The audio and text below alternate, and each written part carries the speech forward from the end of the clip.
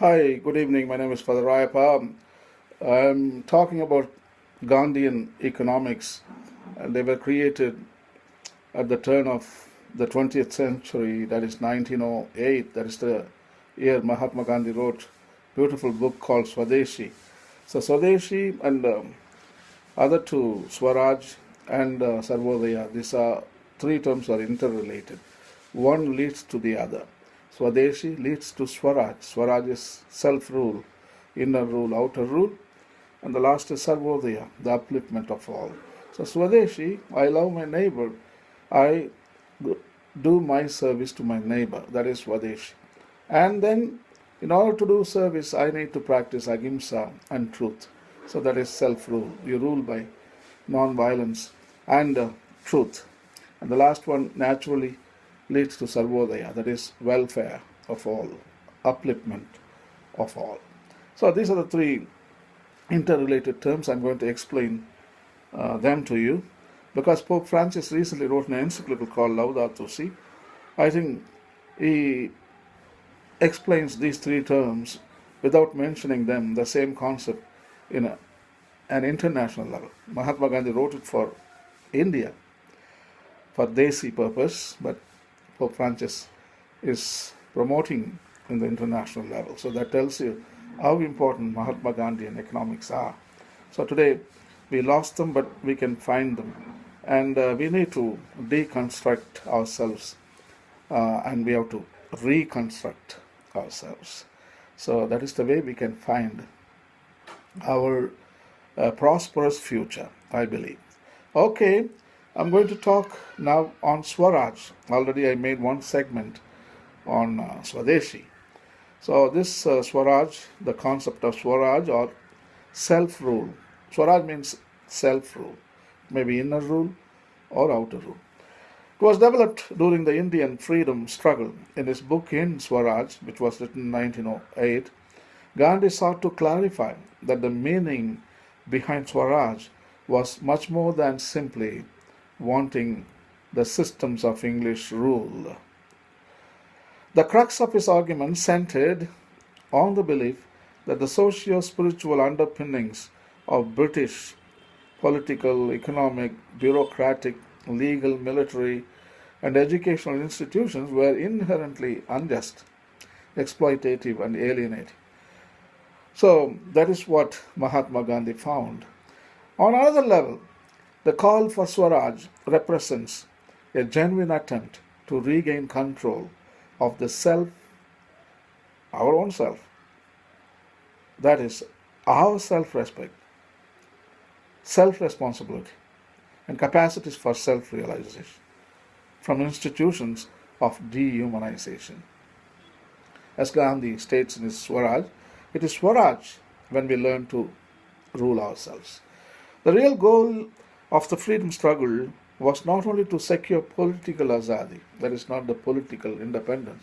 We were not aiming from Britain alone, but rather to gain true Swaraj, liberation and self-rule. It's not the British people we were kicking out. It is our own arrogance, it's on our violent attitude, it's on anger, it's on selfishness, it's on our greed. That is what we need to kick it out. So that is inner Swaraj and outer Swaraj. Gandhi wanted all those who believed in Swaraj to do two things. One, first, reject and wholly uproot the British Raj or rule from within themselves and their communities. So it's not only white people you get out, he didn't say that, but the bad stuff within you, everything is unjust. All the unjust things should we throw out of our country. That makes sense.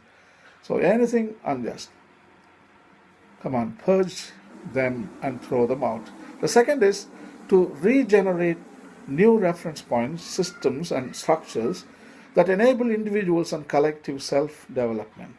So in other words, these two are, first is deconstruct yourself, the second one is reconstruct yourself.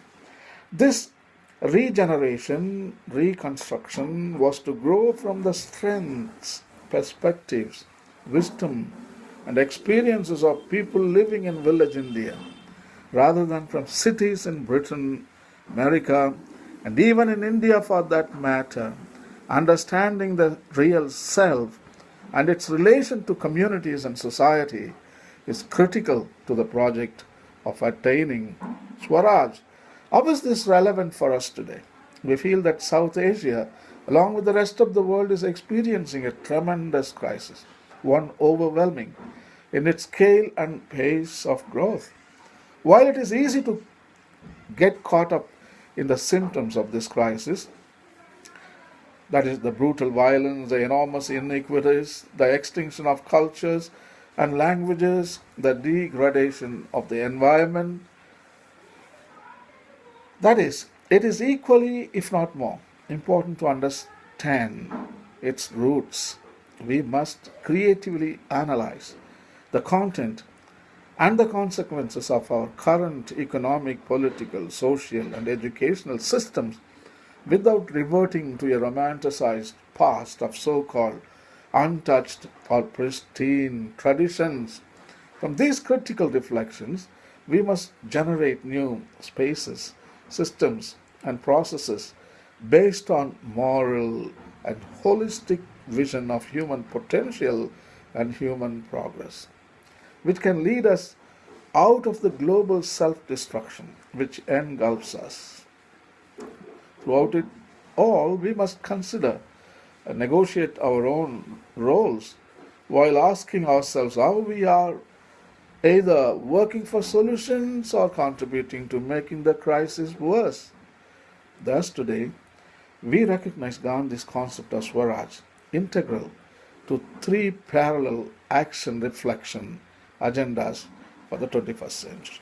Here are the three agendas or three components to create Swaraj, self-rule. Number one, decolonization of the mind. Deconstruct your mind, understanding the roots of the crisis before us. So, the problems what we face today, it's all created by us. It is not God who created the problems. It is humans who created the problems because of our mental paradigms, because of our past erroneous construction. So, decolonize, deconstruct the mind first. Second, re-evaluation and critical traditionalism. We have to learn from the past, but we can't go back. So let us find the wisdom in our tradition. And science and technology alone can't solve problems. And also the village indigenous wisdom and intelligence we should bring into focus. The last third one is creative regeneration, that is reconstruction, growing new ways forward. So we deconstruct, at the same time we find our cultures, the wisdom and all the resources in India in the past, the present, and try to construct a new path, a new way. So after construction, we can go forward. That's what Mahatma Gandhi vision of in Swaraj. Thank you. Goodbye.